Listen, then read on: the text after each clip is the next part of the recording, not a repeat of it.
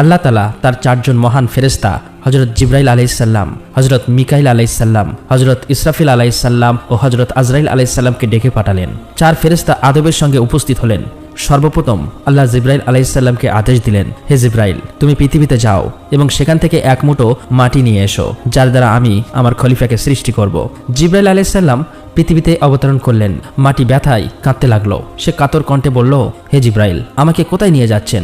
জিবরাইল আলাইহিস সালাম বললেন, আমি তোমাকে আল্লাহর কাছে নিয়ে যাচ্ছি। সেখান থেকেই এমন এক সৃষ্টি জন্ম নেবে যে পৃথিবীতে তার প্রতিনিধি হবে। একথা শুনে মাটি আরো জোরে জোরে কাঁদতে লাগলো। সে বলল, আমাকে নিয়ে যাবেন না। সে বলল, আমাকে নিয়ে যাবেন না। আমার থেকে যে মানুষ সৃষ্টি হবে তারা আল্লাহর নাফরমানি করবে। যখন আল্লাহর আযাব নেমে আসবে তখন আমিও তো তার অংশ হব। তার গজব সহ্য করার শক্তি আমার নেই। আমার পক্ষ থেকে আল্লাহর কাছে ক্ষমা চেয়ে নেবেন। মাটির এই বেদনা ভরা ফরিয়াদ শুনে জিবরাইল আলাইহিস সালাম হৃদয় নরম হয়ে গেল এবং তিনি খালি হাতেই ফিরে এলেন। আল্লাহর সামনে গিয়ে তিনি সব কথা বর্ণনা করলেন। এরপর আল্লাহ মিকাইল আলাইহিস সালামকে পাঠালেন। তিনি পৃথিবীতে অবতরণ করলেন, কিন্তু মাটি একই বেদনা ভরা কথা পুনরাবৃত্তি করল আর মিকাইল আলাইহিস সালাম খালি হাতেই ফিরে এলেন। তৃতীয়বার ইসরাফিল আলাইহিস সালামকে পাঠানো হলো, কিন্তু মাটির আকুল আবেদন শুনে তার হৃদয়ও ভারী হয়ে উঠল এবং তিনিও মাটি না তুলে ফিরে এলেন। এভাবেই 3 জন ফেরেশতাই খালি হাতে ফিরে আসলেন। অবশেষে আল্লাহ রাব্বুল আলামিন আজরাইল আলাইহিস সালামকে পাঠালেন। আজরাইল আলাইহিস সালাম যখন পৃথিবীতে পৌঁছালেন তখন মাটি আবারও একই মিনতি করল, আমাকে ছেড়ে দিন। কিন্তু আজরাইল আলাইহিস সালাম বললেন, হে মাটি, এবার তোমার কথা আমি মানতে পারছি না। আমাকে আমার রবের আদেশ দেওয়া হয়েছে আর আমি কখনোই তার আদেশ অমান্য করব না। এই কথা বলে তিনি মাটি তুলে নিলেন এবং আল্লাহর দরবারে হাজির হলেন।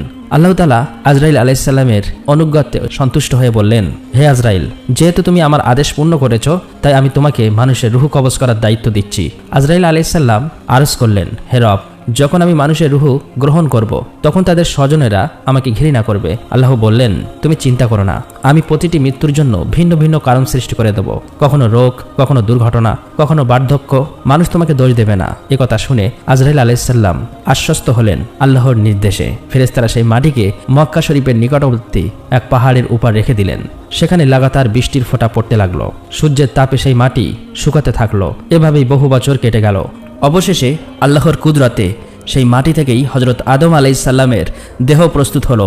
তারপর আল্লাহ আদেশ দিলেন তাকে জান্নাতে নিয়ে যাওয়া হোক। ফেরেশতারা হযরত আদম আলাইহিস সালামের দেহ তুলে জান্নাতে নিয়ে গেলেন, যেখানে তিনি রূহ ছাড়া দীর্ঘ সময় পড়ে রইলেন। এই সময়ে ফেরেশতারা প্রায় সেই দেহের দিকে তাকিয়ে বলতেন, এই হবেন আল্লাহর প্রতিনিধি।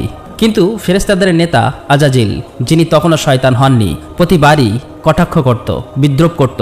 কোনো ফেরেশতারাই তাকে কিছু বলার সাহস হতো না। একদিন আল্লাহ আবার তার 4 মহান ফেরেশতাকে ডেকে বললেন,